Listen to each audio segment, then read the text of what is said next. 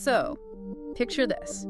You are staring at your phone screen, and you know those three little dots that pulse at the bottom of a text thread? Oh yeah, the typing bubble. Right, the typing bubble. Someone you have been just agonizing over is finally typing, and then, out of nowhere, the dots disappear. The worst feeling. Literally the worst. Nothing comes through, and instantly your heart rate spikes. You immediately scroll up to reread the last, 5 messages you sent. Just to see if you said something wrong, right? Exactly. You're wondering if you ruined it, and suddenly your entire afternoon is just hijacked.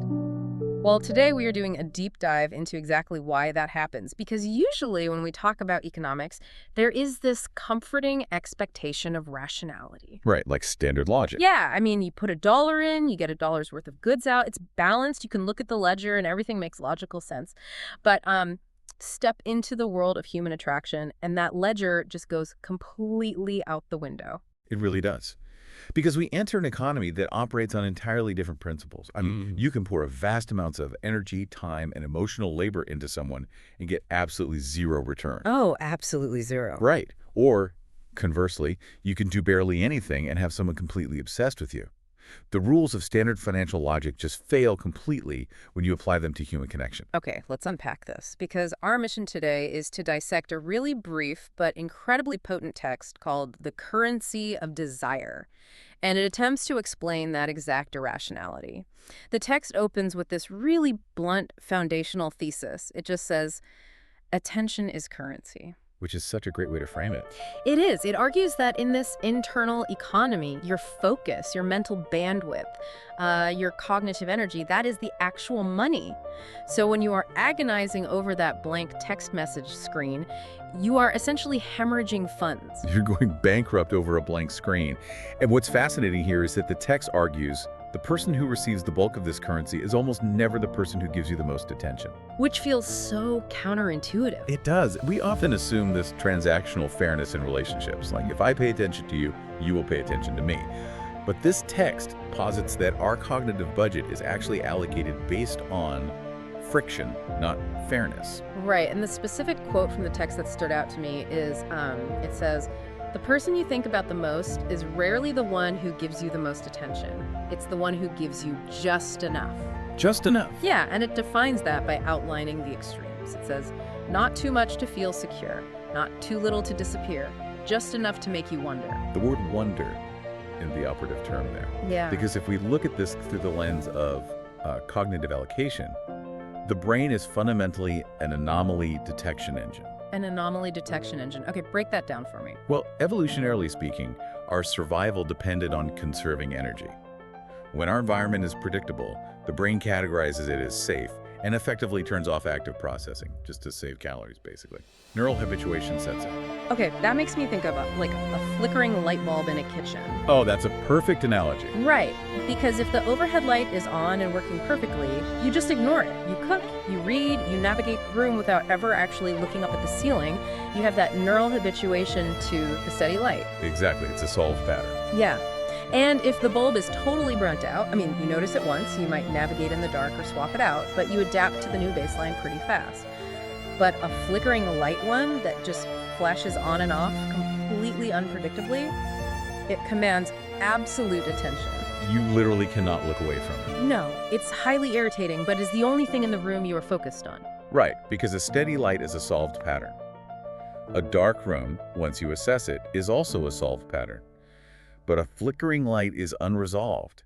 And to a hunter-gatherer brain, an unresolved pattern in the environment, like, say, a rustling bush, could be a predator or it could be a food source. So you have to figure it out. Exactly. The brain simply cannot afford to classify it as safe. It forces you to direct conscious energy or attention toward the anomaly until the pattern is solved. And the text takes this really mechanical, evolutionary reality and maps it directly onto romance. Which leads right to the text's central claim, which is desire doesn't grow in comfort, it grows in tension. But I have to say, I struggle with this premise a little bit. How so? Well, look at the entire wedding industry, Or just the way we talk about finding a safe harbor or a stable partner. I mean, people spend their whole lives and vast amounts of real money seeking a comfortable relationship. That's very true. So if desire simply cannot survive in comfort, are we all just biologically doomed to lose passion the exact moment we achieve stability? It's a great point. But we run into trouble when we conflate two very distinct psychological drives. See, security is about safety. It's the drive for attachment, which is rooted in long-term survival, child-rearing, mutual protection. Right, the safe harbor stuff. Exactly. Attachment thrives on predictability. Desire, however, is a drive of acquisition. By definition, you can only desire what you do not fully possess. Tension is basically the gap between what you have and what you want. So if you already have it completely, the gap closes. The gap closes. Total security neutralizes the wonder that the text explicitly states is required for desire to thrive. Comfort is the destination you seek for long-term survival. Tension is the necessary friction that makes the journey of acquisition compelling. Oh, wow. Okay. The text is pointing out that once you completely secure a partner, once you reach that safe harbor and the light stops flickering, the specific biological engine of desire loses its primary fuel. So if comfort neutralizes desire, then people must subconsciously seek out or even manufacture unpredictability just to keep the spark alive. That happens all the time. Right. And the text shifts into how we apply this, focusing heavily on availability. It reads, when someone is always available, you stop noticing them. When they're never there, you stop caring. But when their presence feels unpredictable, you start paying attention. If we connect this to the bigger picture, unpredictability demands a massive cognitive budget. You are forced to constantly recalculate your standing with this person. It is the exact mechanic of a slot machine. Oh, 100%. I mean, think about it. If you walked into a casino, pulled a lever, and won $1 every single time, you would get bored out of your mind. It wouldn't be a game anymore. No, it would just become a tedious, low-paying job. And if you pulled the lever and never won anything, you would walk away frustrated after 5 minutes. Right, you'd be done. The only reason a person will sit on a stool in a windowless room for 6 hours is the unpredictability. Sometimes you get nothing, sometimes you get a few coins, and the uncertainty of the payout completely hacks the brain's reward system. The typing bubble on a phone screen is really just a digital slot machine lever. It is. And the psychological framework for that is called intermittent reinforcement. To understand why it exerts such massive control over human behavior, we have to look at the underlying neuroscience, specifically how dopamine functions. Because dopamine is usually thought of as the reward chemical, right? Right, there's this common misconception that dopamine is the pleasure chemical, the reward you get when you achieve something. But in reality, dopamine is the chemical of anticipation and motivation. It is the neurochemical driver of seeking behavior. Wait, really? So the spike doesn't happen when you actually get the text message. It happens when you are waiting for it. Exactly. There's a neuroendocrinologist named Robert Sapolsky who conducted these foundational studies on monkeys. They learned that a light signal meant they would receive a food reward if they pressed a lever. And the dopamine spike didn't happen when they ate the food. It happened when the light came on. Yes. The anticipation itself was the neurochemical high. But here is the wild part. When Sapolsky changed the experiment, so the monkeys only received the reward 50% of the time. Introducing that slot machine unpredictability. Exactly. When he did that, their dopamine levels went through the roof. That is wild. The uncertainty actually generated a larger chemical rush than the guaranteed payoff? Because the unpredictability created a massive prediction error in the brain. The brain registers that it cannot predict the outcome, so it devotes maximum neurochemical resources to motivate the organism to figure it out. This is why intermittent reinforcement is arguably the most powerful behavioral driver known to science. Okay, but applying this directly to human relationships feels, I don't know, incredibly cynical. I can see that. It sounds like we are just endorsing that toxic game of playing hard to get. It reads like a pickup artist's playbook, basically suggesting that the only way to make someone desire you is to withhold affection and act totally erratically. Is the author just validating manipulative dating behavior here? That's a valid concern, but no, it's not an endorsement. The text is diagnosing a vulnerability in human cognition. Now, it is true that manipulators will weaponize this vulnerability by intentionally playing hard to get. Right, people definitely do that. They do. But this dynamic also occurs completely organically, without any malice at all. Think about when you meet someone new. Their life, their internal moods, their schedule. These are naturally unpredictable variables to you.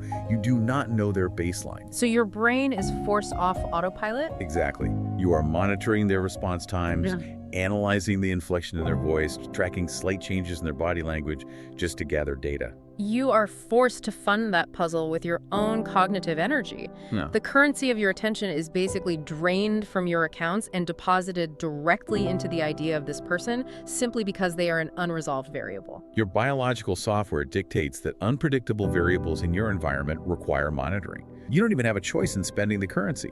The tension is created by the cognitive load of trying to predict their next move. And here's where it gets really interesting, because this brings us to a major pivot in the text. We have established how an unpredictable presence captures attention, triggers dopamine, creates all this tension. Right. But the text then turns the mirror back on us to look at the aftermath of spending all that currency. It details the symptoms of this cognitive expenditure. It says you replay conversations, you read into small details, you start noticing things you never cared about before, because now you're invested. And that is the cognitive expenditure in action. You are analyzing the data points, frantically trying to solve the pattern. But then the text throws this massive curveball regarding who you are actually investing in. It says, not in them, but in the way they make you feel. And that's where desire starts to take shape. This raises an important question because it completely deconstructs the romantic ideal. The assumption is always that desire is an outward-reaching force, like a magnetic pull toward another human being. Yeah, but it made me rethink how we process our own emotional states in other contexts. Think about why people listen to a devastatingly sad song right after a breakup. Well, that's a good comparison. You aren't genuinely invested in the singer's heartbreak. You are using the song as an acoustic tool to access, explore, and almost kind of enjoy your own feelings of melancholy. You use an external trigger to interact with your own internal emotional state. That makes a ton of sense. And the text implies we do the exact same thing with romantic obsession. We use the unpredictable person as a tool to access a heightened state of feeling within ourselves, like looking at a beautiful painting and realizing you're just staring at your own reflection in the glass. The analogy definitely holds up under psychological scrutiny, because what the text describes is a state of severe physiological arousal. Your heart rate is elevated, you feel electric, you are experiencing these massive swings of anxiety and relief based on an incoming message. All from a typing bubble. Exactly. Yeah. The object of your affection is merely the catalyst for that state. You become deeply invested in the high states, hyper-aware internal environment that the tension has manufactured within you. Wait, so is the text ultimately arguing that all of this intense romantic desire is actually just a selfish, inward-looking obsession with our own emotional state? I have a hard time accepting that we aren't invested in other person at all. If that's true, doesn't that render genuine love impossible? Well, the text is very careful to isolate desire from love. Love, in a long-term psychological sense, involves profound attachment, mutual care, and truly knowing the objective reality of the other person. The comfortable safe harbor again. Right. But desire, especially the burning, consuming hunger this text is dissecting, is largely self-referential.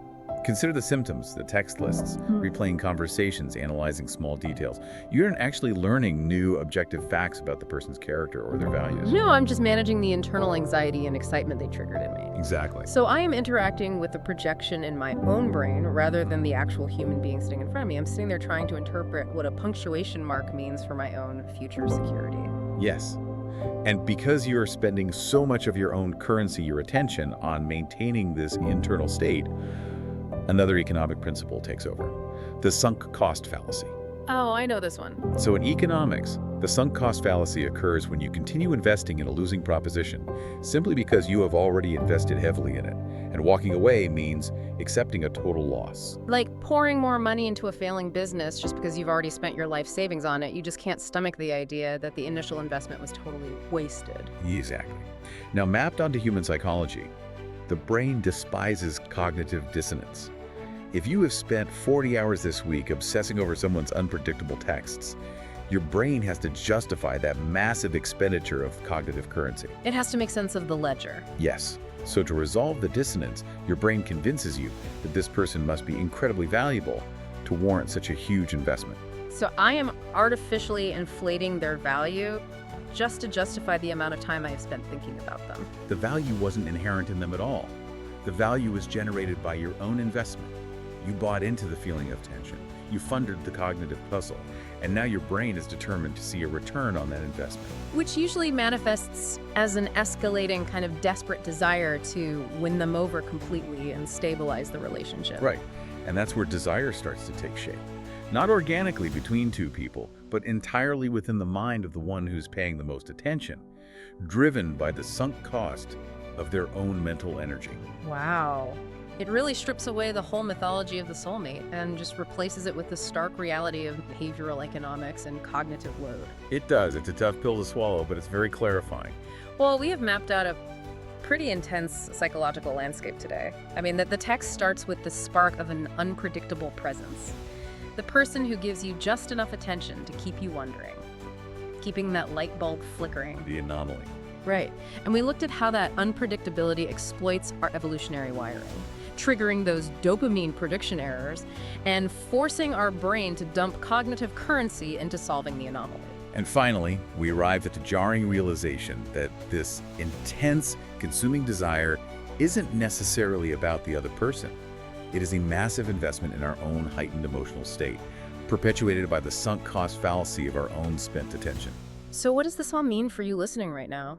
Well, this framework provides a harsh but highly effective diagnostic tool for your own attachments.